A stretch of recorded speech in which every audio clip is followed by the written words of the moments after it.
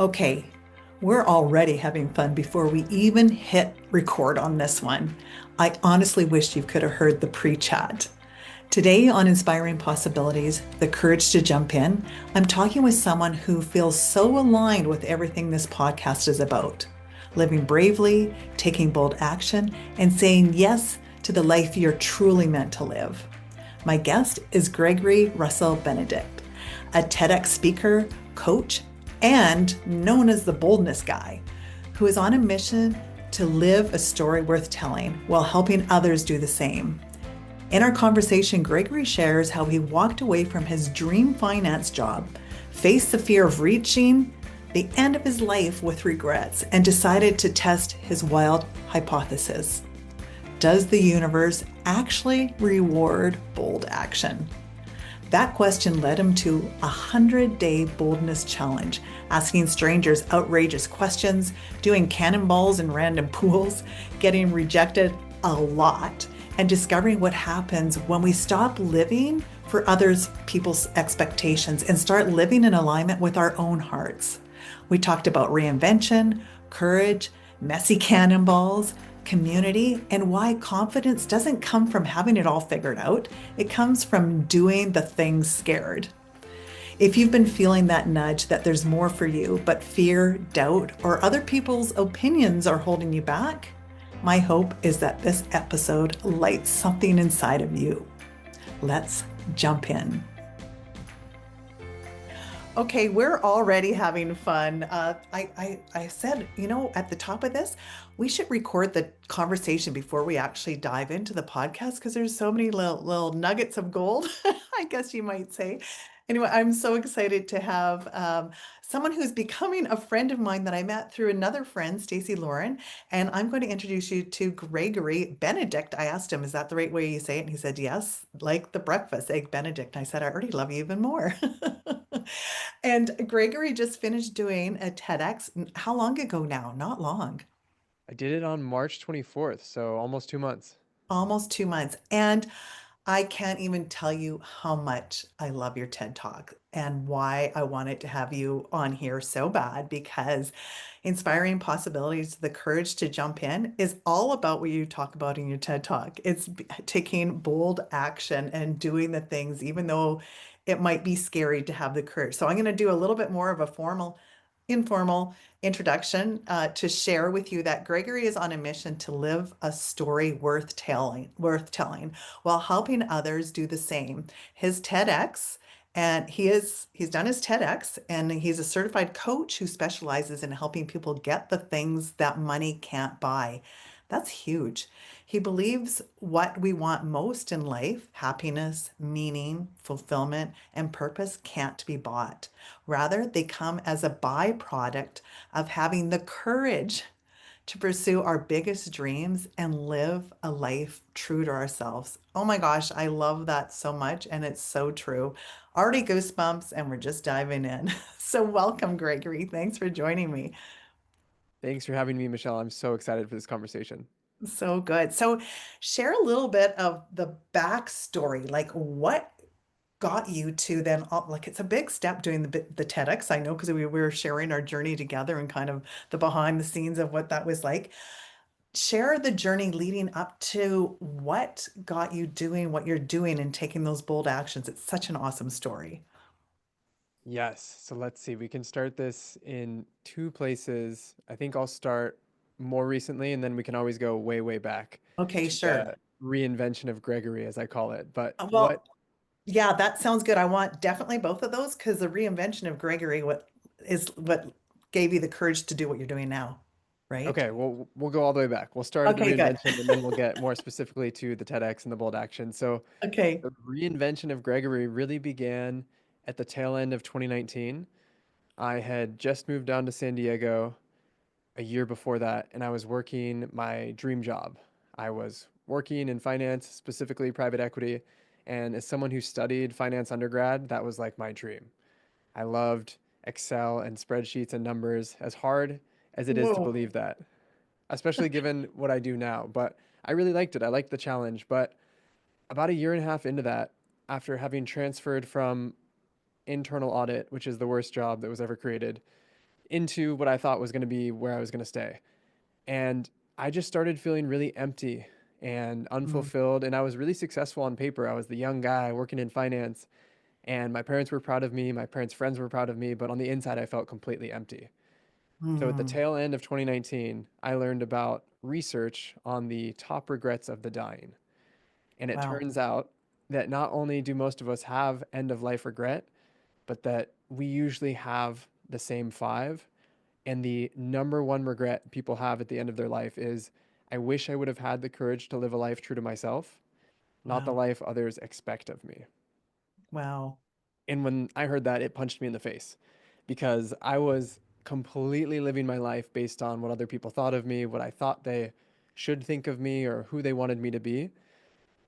And I realized that I was wearing a mask.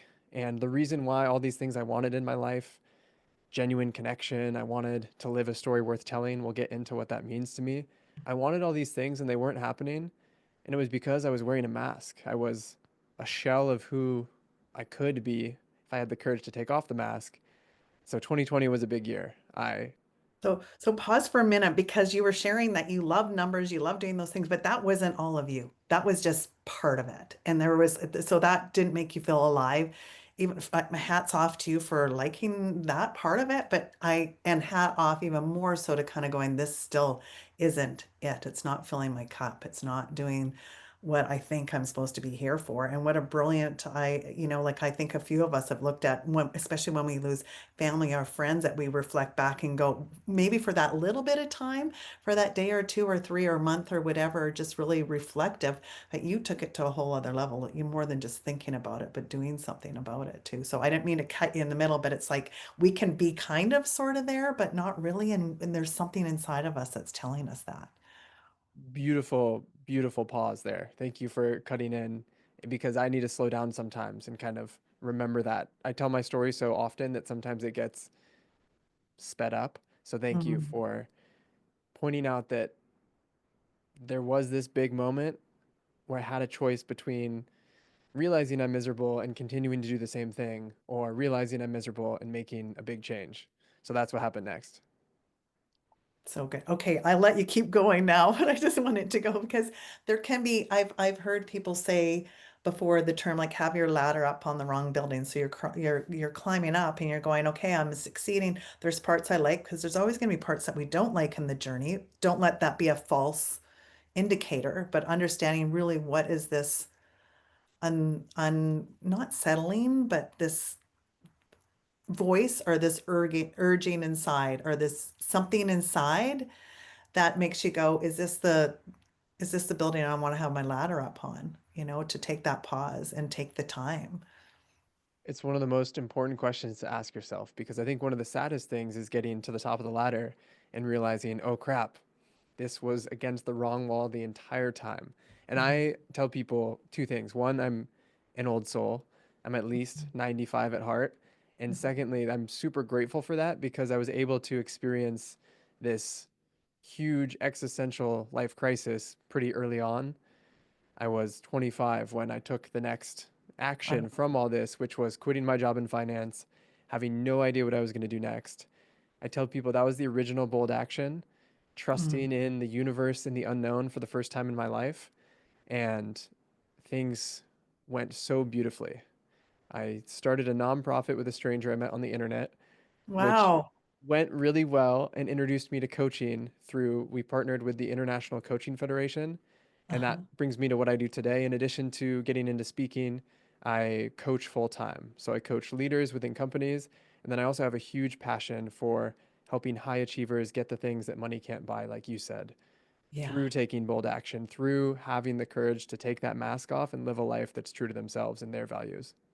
So good. And I love that you said because it's so easy. And I want to just say there can be more than one building we go up because we have so many different chapters. So you can go up for a while and kind of going, okay, this is cool until it's not anymore, and kind of going, okay, I get to try another chapter and try another chapter. And there's kind of these check-in points that I think that you bring to light as well when we kind of go, does this make me feel alive still? Does this make me feel like I'm on purpose? Does this give me joy?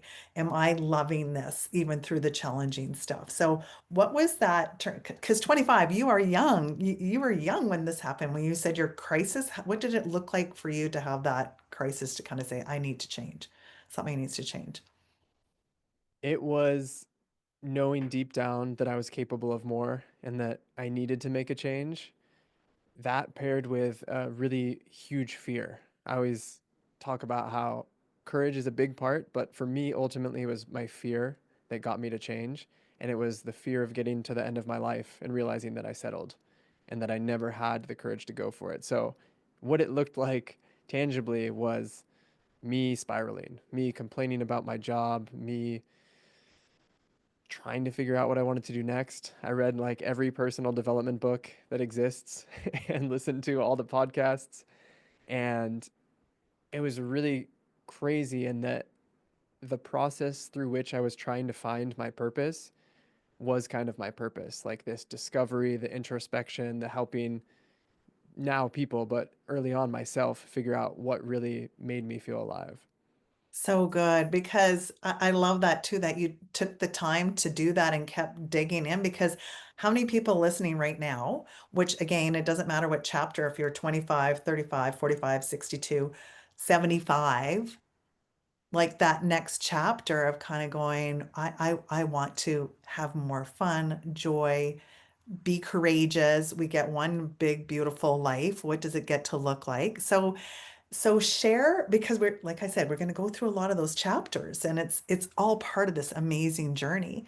What was the biggest shift from when you did that? Because people can read, like my office has so many books, like so many books. We're constantly reading. You took it to another level and why I love so much what you did. What sparked that biggest bold action change that you started to do, which when I say take it to another level, that's what I'm doing with everyone now too. It's like be courageous, take those steps. It can be messy.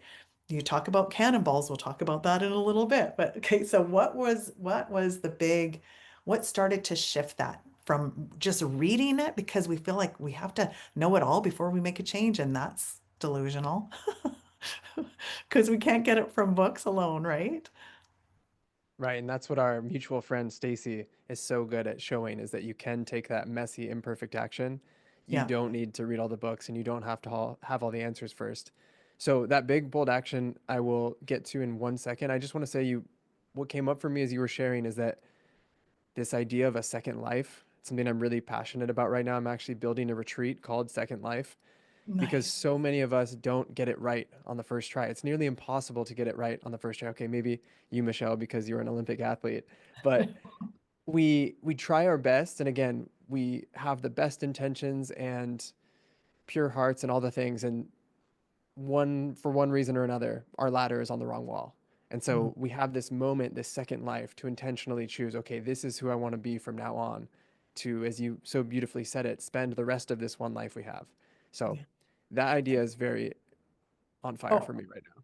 I love it. And I just want to comment on one of the things or unpack a little bit of the one of the things that you said is getting it right and referring to, oh yeah, you're an Olympian, Olympic gold medalist.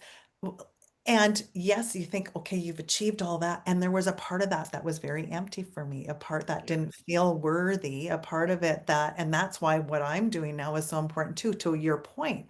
It's just like you can get there, but if you're missing all the joy, and the aliveness and the whatever through the process, it's not just that end thing. And it's not something that I think we get right or wrong. It is part of that journey, right? And it's like we open up another layer by looking in and seeing all the things that you just said earlier, like the joy, the happiness, all the things that we want to have. And how do we create that now through whatever wall we have our ladder up to, right?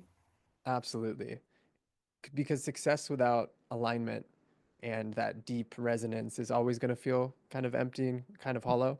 So thank Mhm. you for sharing your little bit there.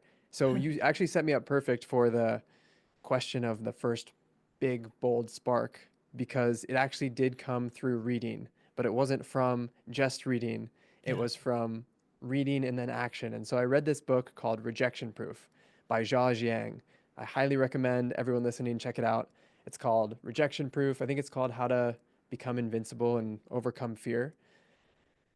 Beautiful book about this man who always wanted to be an entrepreneur, but he was terrified of hearing the word no.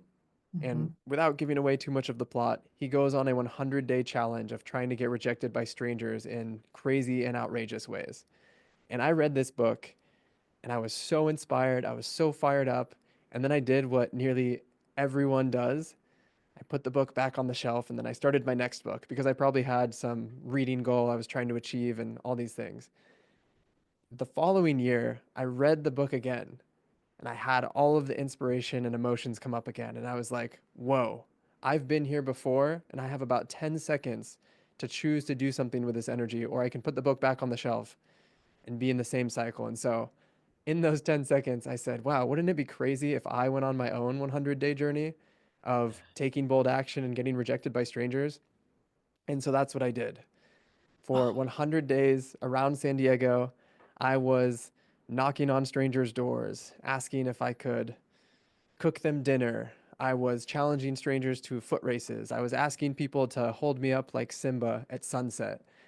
All of these outrageous things that was one intended to help me overcome my own fear of resistance, or sorry, overcome my own fear of rejection, yeah. and two, to just really live into this ethos I talk about of living a story worth telling and to have more fun, as we talked Yeah. about before we started recording here. Fun and play and just Yeah. laughing at yourself is so important. Oh my God, I love it so much. Yeah, before we started, I told Gregory like that's one of my mottos is that we get to have more what I call FU. And so I have this sign in my office and I said, you're the epitome of that by what you do. And I want to ask you too, but when you first started like doing the 100 day, I love this so much. When you first started doing the 100 days, was there like how did you feel? Like was there this like, oh my God, from the first time you did the first one, were there ones that were scarier than others? Or like what was the evolution from like start? And did you have like roller coaster ride through that? Imagine the craziest roller coaster you've ever seen, and that was the experience. It was highs and lows. There was a lot of twists and loops where I felt like I was going backwards. The first one I ever did was knocking on a stranger's door and asking if I could go for a walk with them. And I was in my neighborhood, so I was like, "Hey, I'm your neighbor. I live over here. You want to go for a walk with me?" And two people said no to that one. It wasn't until, and I got really lucky here. On day 4, I knocked on a stranger's door and asked if I could cannonball in his swimming pool. And this beautiful, lovely man, he said yes. We ended up filming a 10-second video of me jumping in a swimming pool. I posted it on Instagram and it got over 350,000 views. That's So I crazy. am I immediately had this positive reinforcement from the beginning. And then from there, I had all of these people on Instagram who were DMing me ideas of hilarious things to ask strangers. And I had kind of this support behind me, So which good. definitely made it easier to keep going. But talk about the highs and the lows. I made it to day 66 and then quit for a week and a half Wow. because I lost the why. I was like, why am I doing this? It takes so much energy and time, and I've asked so many people for things. Why am I still doing it? And it was just this beautiful moment of being really human and letting the resistance stop me for a week and a half until I reconnected with why I was doing it. Oh my gosh, that's so powerful because everyone listening, like how many times you get started on a goal and it's like it's feeling good, it's feeling right, then it gets a little bumpy, and then it's easy to go back and let it go. And it's like, you know, and I don't like winning or losing analogies, but like a lot of the game or the end is really the last 20%. It's like getting over that finish line to do it. And that so human part of it to kind of going, oh, I feel like it's hard to get up to do this today. It's like, so what got you back? And then I want to rewind a little bit too. Oh, I'm so good at asking two questions at once sometimes because I get too excited. But the cool part is having that community supporting you from day one because you were giving everyone else following you energy and inspiration. There's a ripple effect that happened from that cannonball. Like a cannonball is messy and the ripple is huge and it's fun and it's crazy. So you had this amazing community following and supporting you that you were creating this ripple effect. And then at day 66, when you had the human moment that we all have and kind of going, oh, this is an off day. I feel like whatever for a week and a half where it could have been longer. And there's no like just kudos to kind of getting back up onto the roller coaster ride again. What was the catalyst to get you back? What kept me going was two things. One is the whole purpose of these 100 days for me was testing a hypothesis I had that the universe rewards bold action, Mm. and that this quote that I loved, fortune favors the bold. I'm sure everyone listening has heard it. That quote wasn't just a cool quote, but it was actually a formula for how the universe worked. So I had in my mind, all I got to do is keep going. All I got to do is keep being bold, and the universe is going to reward that. So that was the first piece, I is love it. like that was the why behind it. And the second piece was something that I talk a lot about in my workshops and also with my clients. It's this super simple tool called a commitment device. And a Mm. commitment device can be anything. It can literally be a text you send to a friend. It can be you buying a non-refundable plane ticket to the vacation of your dreams. It's any action you take in the present moment to lock in a desired future outcome. And for me, I knew this was going to get hard. I knew I was going to want to quit. So I told everyone I could possibly think of that I was doing this, including all the people on Instagram. And I had also been on a podcast that said, we're going to bring you back on when you get to 100. So I was like, oh no, I have to keep going. I have to show up. I have to finish the story. I can't just fade off into the sunset. There's people who are waiting to hear how it turned out. So that it's almost like externally positive peer pressure that I used. Mm. Oh, I love that. You called it the commitment device, to have a commitment device. I love that because it's like when we share, and it's also being careful who we share it with too, because there are going to be Yes. people that want to, they don't get it because it's not their vision. So they're going to, how do you think you're going to do that? And it's like at least having enough people that you're sharing that with are commitment devices that are going to keep you going on those times when it's hard, when it's tough. 100%. And the piece around being selective who you share your dream with, especially in the beginning, that's near and dear to my heart because the first person I ever told that I wanted to be a coach was my mom. And my mom is the best, and I love her so much. And she said, you can't be a coach, you're too young. And so I took this dream that I had mustered up the courage to share and just immediately put it back on the shelf and didn't look at it for another year. And so sharing your dream, especially in the initial phases, with people who are just going to almost blindly support it and cheer you on is really helpful and important. And there's a space for challenge and, hey, did you think of this? What about this? But I think that in the very initial stages of dreaming, it needs to be almost unconditional positive regard. Yeah.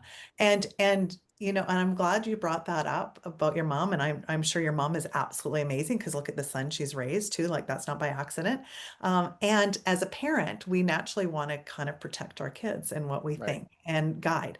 And sometimes not always knowing, right, what the best thing is. So like and I shared a story in another podcast of a huge project my kids took on that I was like, I don't even know how this is happening. Like literally sequestered an entire plane that they took down to Mexico, like with supplies for kids there. Like when we get back to that kids way of thinking, and as parents, if we leave the space for them actually to step into their dreams, but it's naturally a protective thing. So it's just really watching sometimes how that happens and what are we protecting them from, right? Or ourselves. So there was something inside of you that went, no, there's something still stirring. Like I need to explore this because all of us are going to have one or two or people that are close to us that one want to protect, but maybe don't see the vision that we see or that burning desire in our heart. So to just take that with a little bit of a grain, but listen to our soul, listen to our heart. If that's still like anchoring, then find those people that get to be your commitment device somehow to Yes. support you. And that's why, we've talked about community, having that community that is going to lift you up when you're down. Like, and it's very, very challenging, I believe, and not nearly as rewarding as doing these things on our own. It's like when you have that community around you, lifting you up, lifting each other up, it makes the journey so much more fulfilling and fun too, I believe. I could not agree more. Having the right people around you is everything. Yeah. So good. So what was one of the craziest? What are I just want to dive into more of these experiences because I love it. Like talk about bold, fearless, courageous. What's one of the ones that super surprised you? The one that was really surprised, well, there's so many, but one of the ones that always pops up that was really surprising is getting a $4 discount at the post office by asking if they had a discount for men with incredibly good mustaches. Just because it was so random and funny, that one surprised me. Asking a grown man to push me on the swings at a park, he was so okay with it. That surprised me. And that's really what Ja teaches in that book, Rejection Proof, is that you will be so surprised what people say yes to. And when people say no, it's really helpful to ask why. They Oh, aren't saying no because of you, typically. They're normally saying no because of some strange circumstance in their life that you would you would make it about you and you would put it on you if you didn't ask why. So oh, people saying yes to things surprised me. Getting strangers to do the Macarena. Stacy was with me when we did that one. so good. I want to pause for just a second too, because what you said about people saying no is not necessarily about you, because this is one of the big lessons about you going through this process is to be resilient and to not be afraid of rejection. Because what was the biggest lesson learned around that? Because I think that's one of the things that holds us back as a society is afraid of the no and what that actually means. What does it actually mean? What was your big aha around that?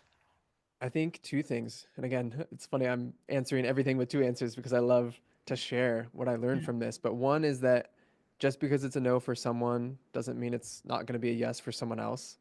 Like I Mhm. asked multiple people the same thing, and one person was so excited to push me on the swings, and another person looked at me like I was crazy. Uh-huh.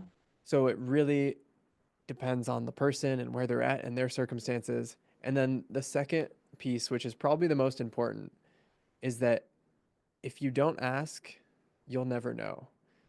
If you ask, the worst thing that can happen is no, and then nothing happens, and you're in the exact same place as you are right now. But when you do have the courage to ask, again, you get so many people saying yes to things that you never would have even imagined, or they say yes and then it takes you down this path that's completely unexpected. And you just never know what is on the other side of a bold question. I love it so much.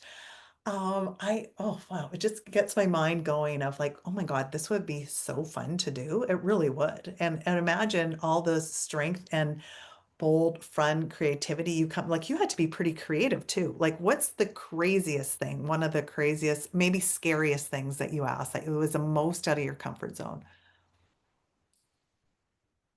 How I started to think about these is if it made me laugh out loud, I had to do it.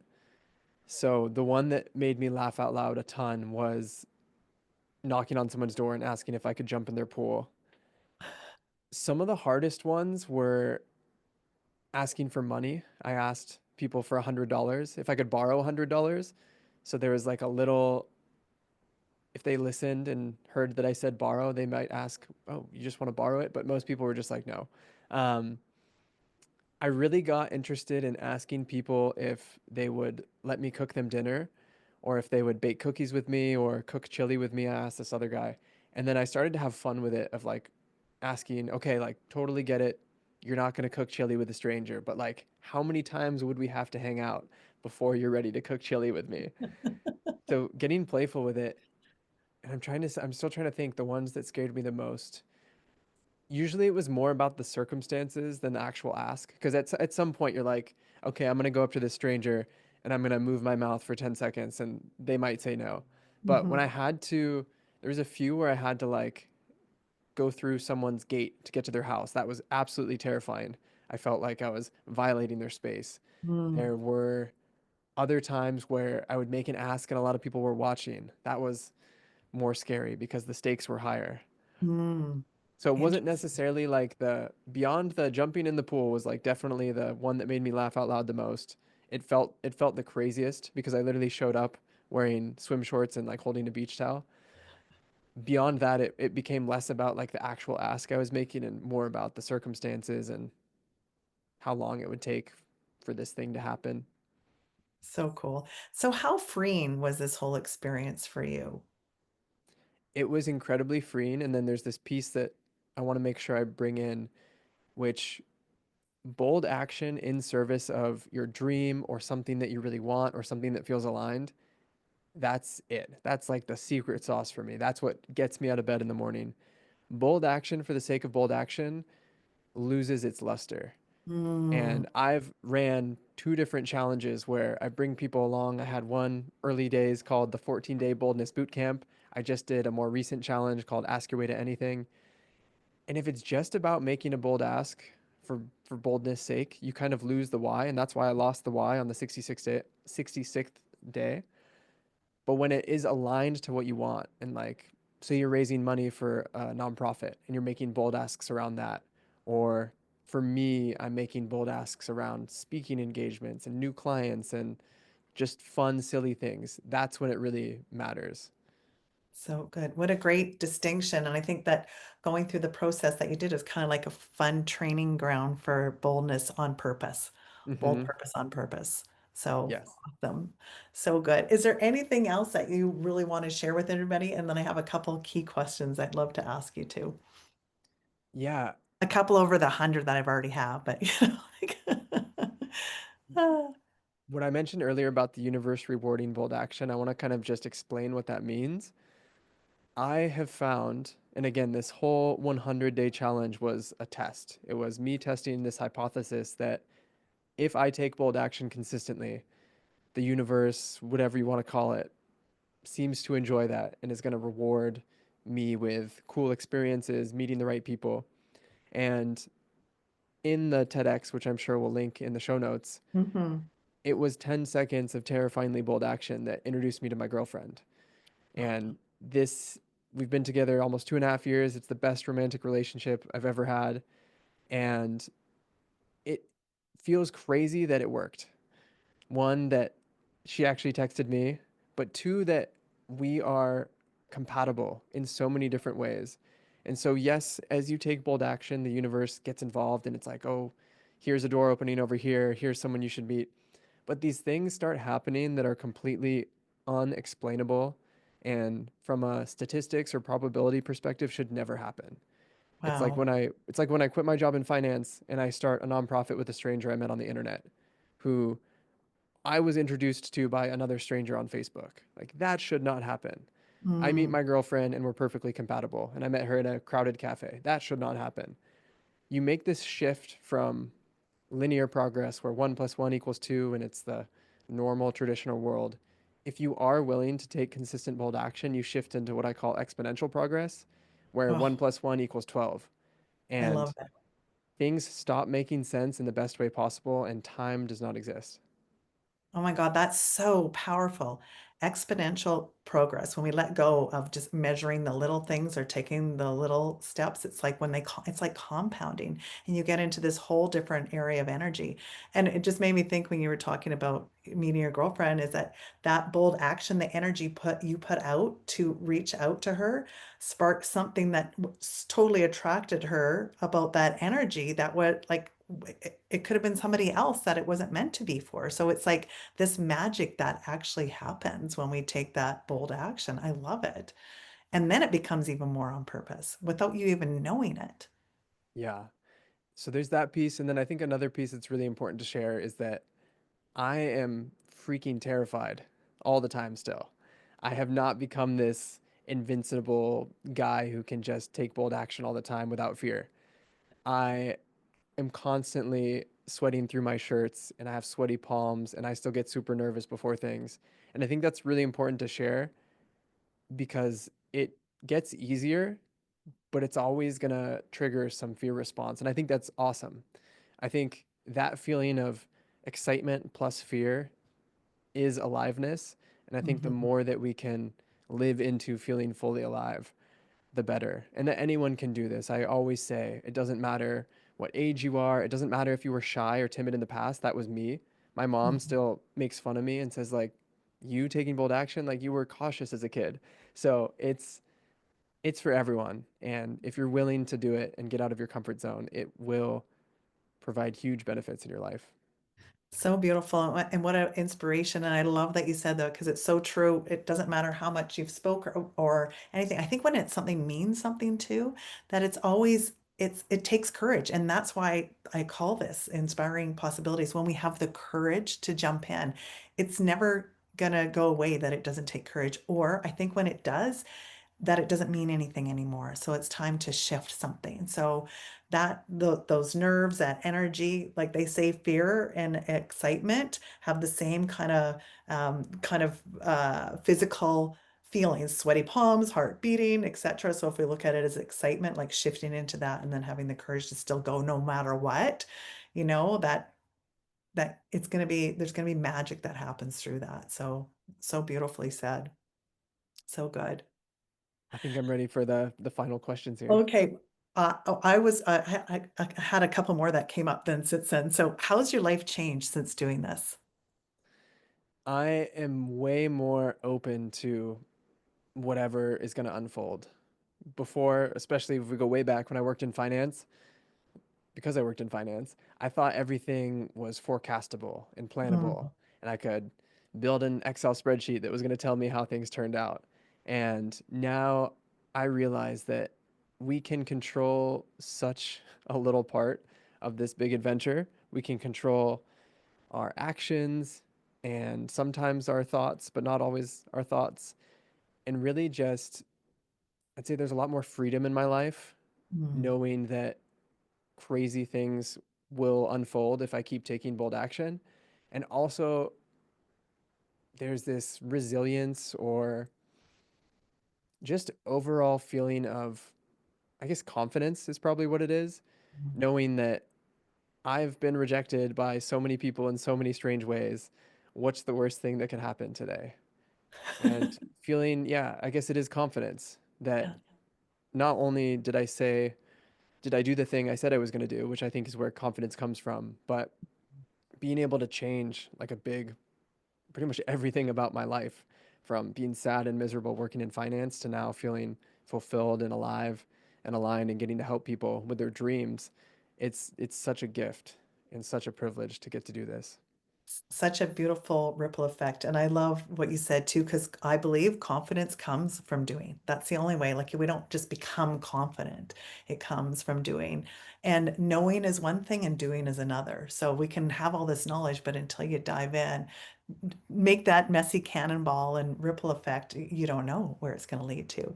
So now I will share one of my favorite questions I always like asking is, what would you tell your 12-year-old self? Mm. This feels perfectly timed because right after this, I'm going to go co-lead a men's group and we're talking about shadow work. And what I would tell myself, my 12-year-old self, is that you're doing the right thing and don't worry because you're going to become the person you need to become in order to, air quotes, save you. Mm, Like, I needed to become the boldness guy to face my fears, to really ensure that that little kid who was kind of timid and cared so much what other people thought about him, I needed to go on this adventure, this hero's journey to really learn that one, other people aren't thinking about you as much as you think, but two, it doesn't matter. And the moment you can release that fear, whether it's the fear of what other people think or the fear of how this project at work is going to turn out, when you release that fear and you embrace who you really are, everything gets better. The work project gets better, people like you more, people start calling you fun and that you have lots of energy like you said before this. Like I am literally such a different person than who I used to be because I just had so much of my aliveness trapped into this mask. So I would wow. say keep doing what you're doing. Don't worry. We're going to let all of you out in the future. So good. I love it. I love that you talked about worrying about what other people think. I think that's one of the biggest things that holds people back. And with your boldness challenge that you did, it was about totally putting that to the side. Beautiful. The last question.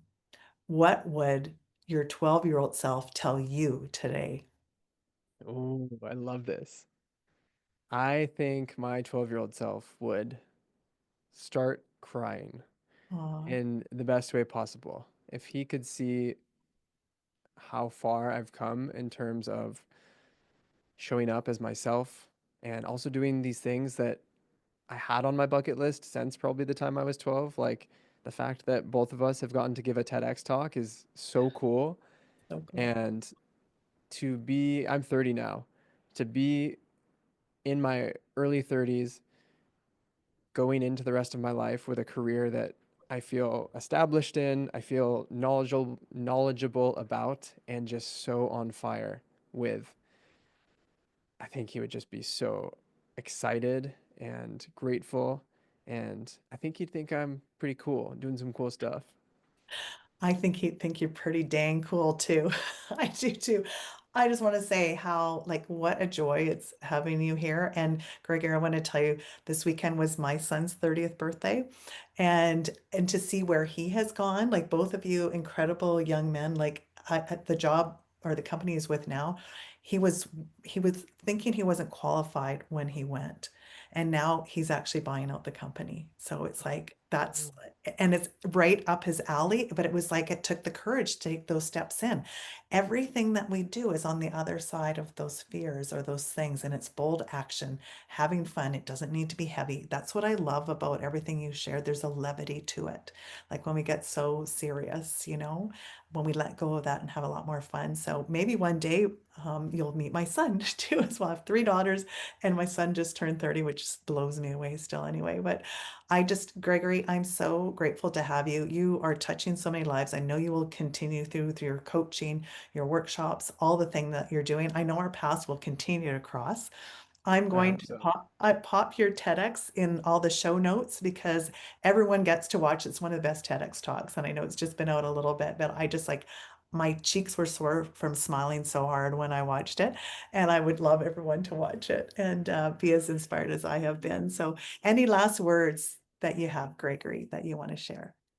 Thank you so much for this opportunity. I think we have so much alignment between what lights us up and what we talk about. I definitely need to bring you on my podcast. You'd be an amazing guest. And just thank you for the thoughtful questions. Thank you for slowing me down and helping me remember some of the best parts of the journey.